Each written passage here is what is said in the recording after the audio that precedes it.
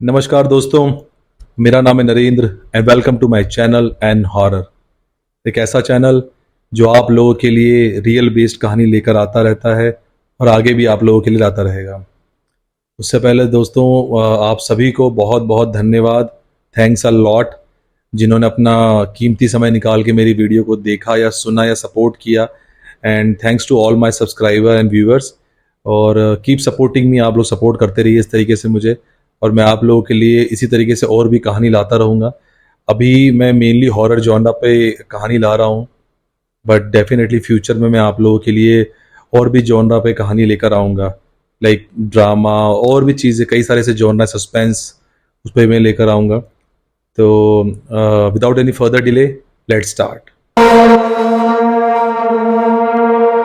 दोस्तों, आज जो कहानी मैं लेकर आया हूँ आप लोगों के लिए, ये कहानी है चार दोस्तों की। हम सभी ने आई थिंक अमिताभ बच्चन की एक मूवी थी शराबी, उसका गाना सुना ही होगा कि जहाँ चार यार मिल जाएं वहीं रात हो गुलजार। इसमें कोई शक नहीं है, जब चार दोस्त मिलते हैं, चार फ्रेंड्स मिलते हैं तो काफ़ी मस्ती करते हैं, एंजॉय करते हैं, पार्टी करते हैं और आई थिंक अपने बेस्ट मोमेंट को जीते हैं।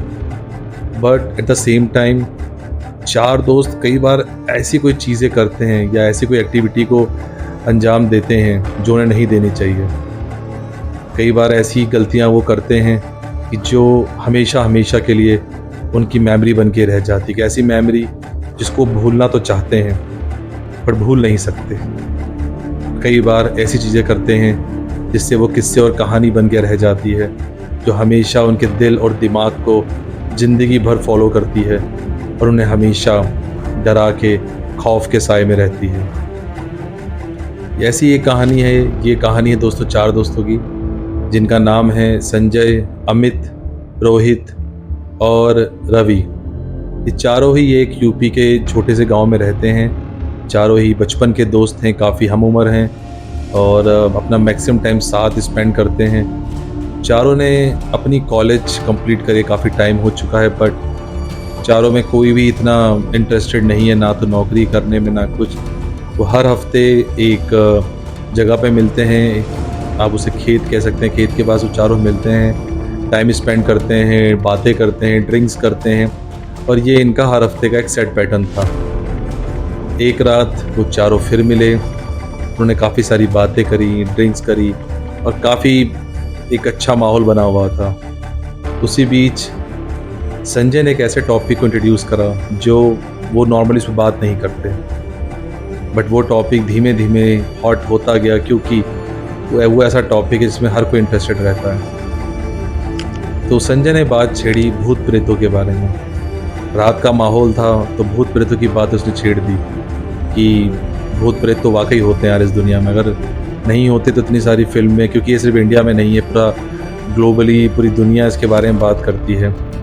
और उसके इस बात को अमित और रोहित दोनों ने सपोर्ट किया, बट रवि ने इसमें ऑब्जेक्शन उठाया। रवि ने कहा कि यार आई डोंट थिंक सो कि भूत प्रेत वाकई इस दुनिया में होते हैं, क्योंकि ये सब सिर्फ साइकोलॉजिकली प्रॉब्लम है। इवन हम बात करते हैं भूत की मूवी की, बट ऐसी कई सारी मूवियाँ हैं जिन्होंने ये भी साबित किया है कि एक्चुअल में भूत नहीं होते, ये सिर्फ हमारा मेंटल कंडीशन होती है जो हमें भूत दिखाती है। रोहित, संजय और अमित को ये बात चैलेंज वाली लगी। वो धीमे धीमे चीज पे आर्ग्यू कर रहे थे। काफ़ी देर तक करने के बाद संजय ने एक ऐसी बात बोली जो इस सारे वाक्य, सारे कहानी की जड़ थी। संजय ने रवि से कहा, अगर तुम इतने ही बहादुर हो तो चलो प्रूफ करके दिखाओ। अगर तुम्हें डर नहीं लगता और तुम मानते हो कि भूत प्रेत सिर्फ और सिर्फ एक काल्पनिक कहानियां हैं, हमारे दिमाग का वहम है, तो प्रूफ करके दिखाओ। तो रवि ने कहा कि ठीक है, मैं कर देता हूँ, कैसे करना है। तो इतने में संजय ने कहा कि तुमने वो जो गांव के बाहर थोड़ी दूर पे ट्यूबवेल है, वाटर पंप है, वो तो तुम जानते ही होगे, क्योंकि उस गांव में वाटर पंप बड़ा ही फेमस था।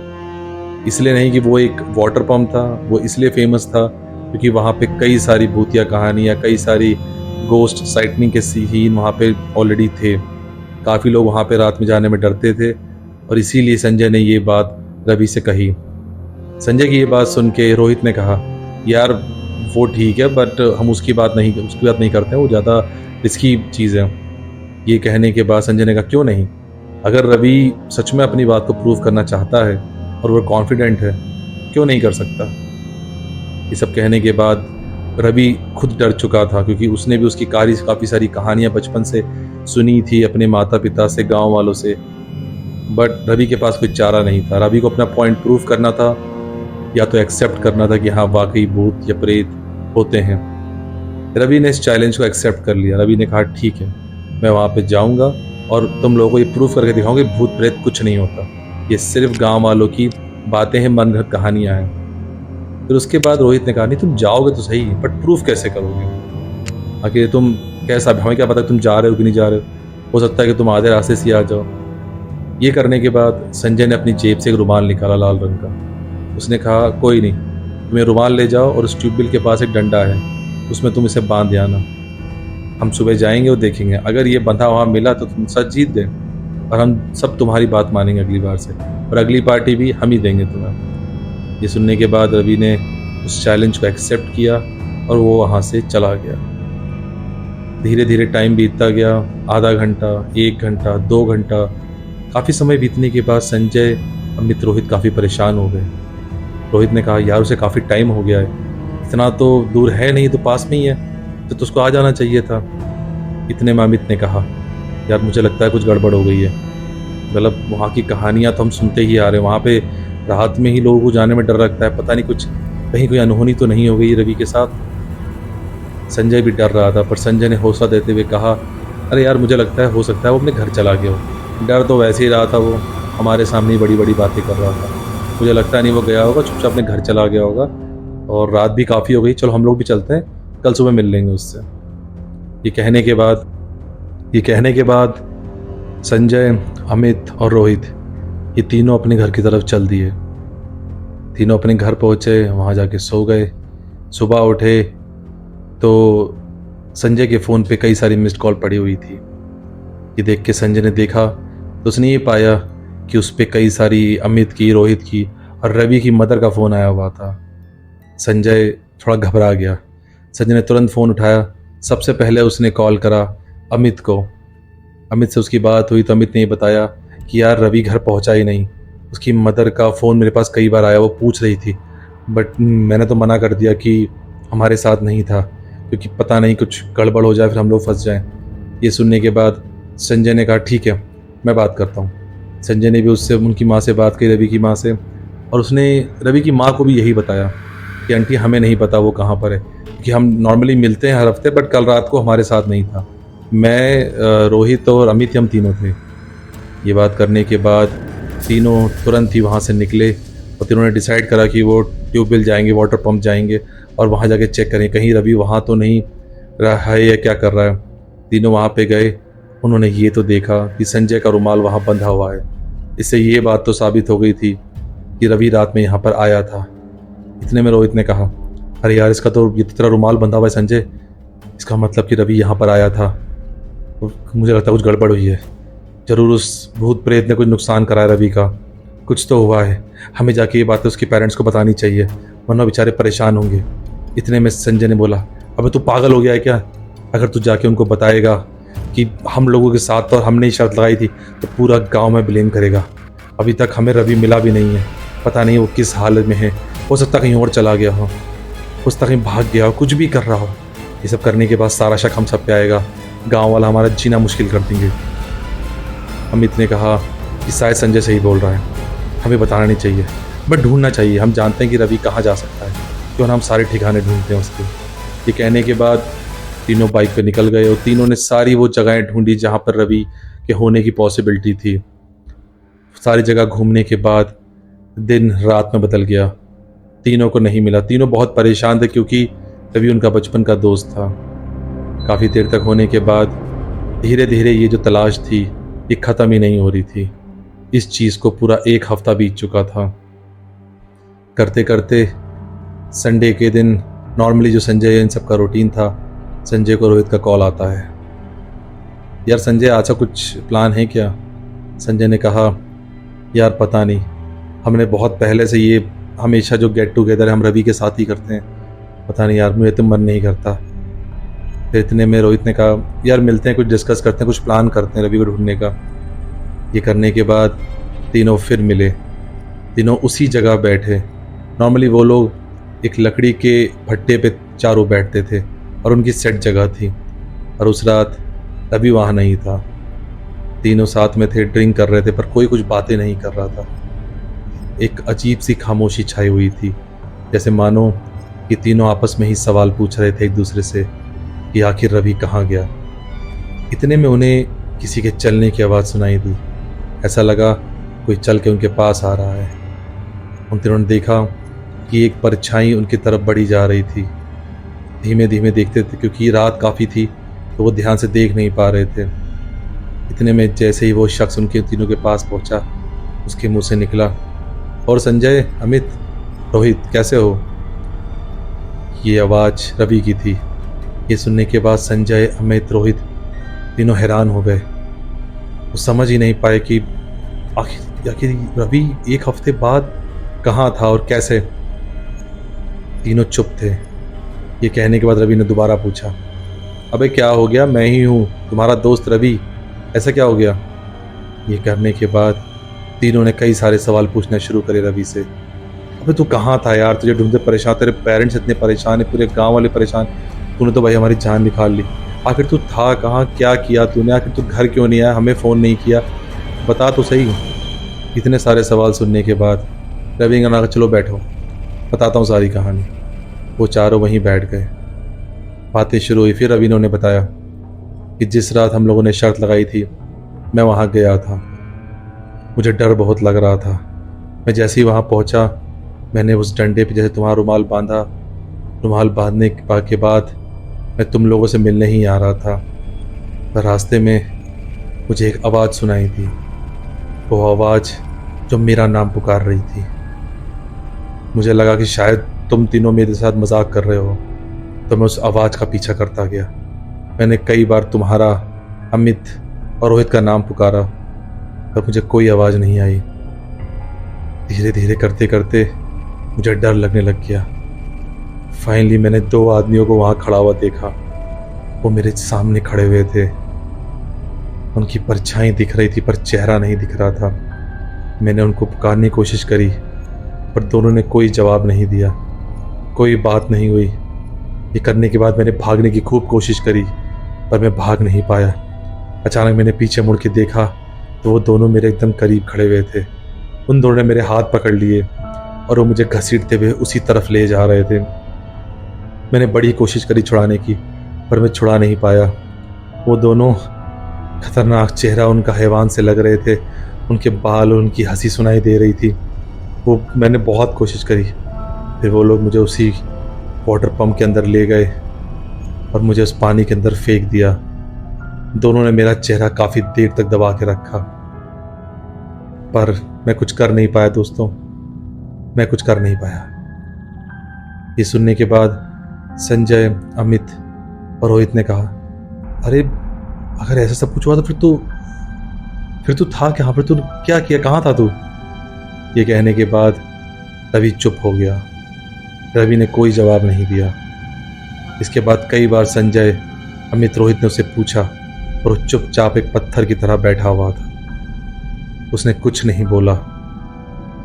ये कहने के बाद अमित ने कहा, अरे यार ये चुप क्यों हो गया? यार एक सेकंड, जरा मोबाइल की लाइट ऑन करता हूँ। जैसे उन्होंने मोबाइल की लाइट ऑन करके रवि के चेहरे पे करी, वो तीनों की आंखें खुली की खुली रह गई। उन्होंने देखा कि वो रवि तो था, पर वो रवि नहीं था जिसे अपना दोस्त मानते थे। रवि का चेहरा एकदम गिले मांस की तरह सड़ चुका था। उसका शरीर ऐसा लग रहा था कई दिनों से पानी के अंदर पड़ा पड़ा फूल सा गया था। वो तीनों देख के डर गए। उनसे हिला भी नहीं जा रहा था। वो वहीं तीनों खड़े हुए थे। इतने में रवि ने खड़ा हुआ और रवि ने उनसे बोला कि यार वो शर्त बहुत भारी पड़ गई मुझे। ये देखो मेरा क्या हाल कर दिया है। ये कहते सही तुरंत संजय, अमित, रोहित भागे। तीनों भागे और पीछे से रवि चिल्ला रहा था, देखो दोस्तों, इसने मेरा क्या हाल कर दिया। देखो दोस्तों, इसने मेरा क्या हाल कर दिया। ये आवाज़ उन तीनों के कानों में गूंज रही थी, और जब तक वो घर नहीं पहुंचे ये आवाज़ उनके कान में गूंजती ही जा रही थी। रात भर तीनों नहीं सो रहे थे। इतने में सुबह संजय के पास रोहित का फ़ोन आया। संजय डर के मारे उसका फ़ोन नहीं उठाया, पर जब कई बार रोहित ने फ़ोन किया तो संजय ने उसका फ़ोन उठाया, बोला अब बता रोहित क्या हुआ। अरे यार संजय, तुझे मालूम पड़ा रवि की लाश मिल गई है। क्या लाश मिल गई है? कहाँ पे? वहीं पे ट्यूबवेल पे मिली है उसकी लाश। ये सुनते ही संजय, रोहित और अमित तीनों अपने घर से भागे।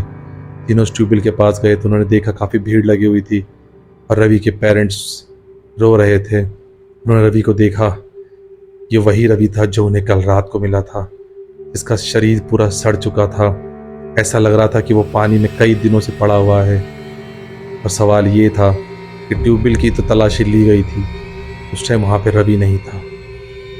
तीनों दोबारा वापस अपने घर आ गए और तीनों के मन में एक ही सवाल था कि अगर रवि मर चुका है तो वो था कौन? आखिर ऐसे क्या देखा हमने? क्या हम नशे में थे या हमने क्या देखा? वो सवाल आज तक इन तीनों को इनका पीछा कर रहा है।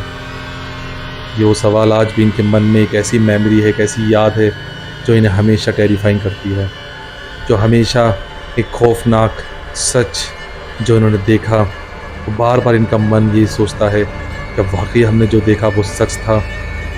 तो बहरहाल जो भी हो, रवि दुनिया से जा चुका था। कई दिनों तक ये तीनों मिले नहीं, ना बात करी। कई बार जब भी आपस में फेस ऑफ होते थे, सिर्फ एक दूसरे को देखते थे पर कुछ नहीं बोलते थे, मानो कि एक दूसरे से आंखों ही आंखों में एक सवाल कर रहे हैं इसका जवाब किसी के पास नहीं था। बाद में तीनों अपनी अपनी गांव से निकल के किसी अलग अलग शहर में चले गए, अच्छी अच्छी जॉब करते हैं। बट ये जो इनके साथ ये हादसा हुआ था उसे ये लोग आज तक नहीं भूले हैं और रवि की यादें आज भी इनके मन में हैं। तो दोस्तों, ये थी कहानी जो कि एक रियल बेस इंसिडेंट की थी। जिसने मुझे ये कहानी सुनाई थी उसको मैं जानता हूँ, उसने मुझे सारी कहानी बताई। उनके रियल नेम नहीं है, क्योंकि मैं पहले बता चुका हूँ कि मैं रियल नेम यूज़ नहीं करता। दोस्तों, इससे एक सीख मिलती है। देखिए, भूत प्रेत आत्माएं हमें नहीं पता, हम नहीं जानते कि जिसने देखा है वो बिलीव करता है, जिसने नहीं देखा वो बिलीव नहीं करता है। बट एक बात माननी पड़ेगी कि अगर ऐसी कोई कहानियाँ या ऐसी कोई चीज़ें हैं जो मार्केट में जिसके बारे में लोग बात करते हैं, हमें उन्हें मजाक में नहीं लेना चाहिए। छोटा सा चैलेंज, एक छोटा सा मजाक रवि की ज़िंदगी अंत कर चुका था। तो हमें भी इस चीज़ को ध्यान रखना चाहिए, कभी भी ऐसी कोई भी शर्त या ऐसी कोई भी सिचुएशन में इन्वॉल्व नहीं होना चाहिए जिसका अंत हमें नहीं पता। भूत प्रेतों की चीज़ों को तो आज के टाइम में बड़े बड़े साइंटिस्ट या बड़े बड़े पंडित भी नहीं प्रूव कर पाए क्या वाकई वो होते हैं कि नहीं होते हैं। इट्स बेटर, मैं आपसे सजेस्ट करूँगा, रिक्वेस्ट करूँगा कि प्लीज़ कभी भी आप लोग मस्ती करिए, एंजॉय करिए, बट कभी भी ऐसा चैलेंज या ऐसा रिस्क ना लीजिए लाइफ के साथ जो किसी की लाइफ को अंत कर सके। इसी के साथ दोस्तों, ये थी मेरी कहानी। आई होप आपको ये कहानी अच्छी लगी होगी।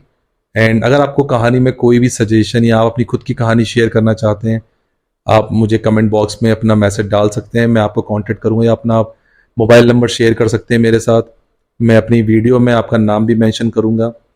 एंड इसी तरह आप सपोर्ट करते रहिए। जो भी आपको लगता है, कुछ भी आपका फीडबैक है, कमेंट बॉक्स ओपन है, आप डाल सकते हैं। मैं आप सभी कमेंट पढ़ूंगा और डेफिनेटली मैं आपको जो भी आपकी क्वेरी होगी उसको आंसर करूंगा। So thanks for your patience listening. I hope आपको ये वीडियो अच्छी लगी और आप मुझे इस चैनल को प्लीज़ सब्सक्राइब करें, वीडियो को लाइक करें, शेयर करें अपने दोस्तों के साथ, ताकि वो भी जो एक्सपीरियंस आप इस वीडियो के माध्यम से ले रहे हैं वो भी ले पाएँ। मिलते हैं अगले हफ्ते नेक्स्ट वीडियो में एक नई कहानी के साथ। Till then, thank you so much, good bye.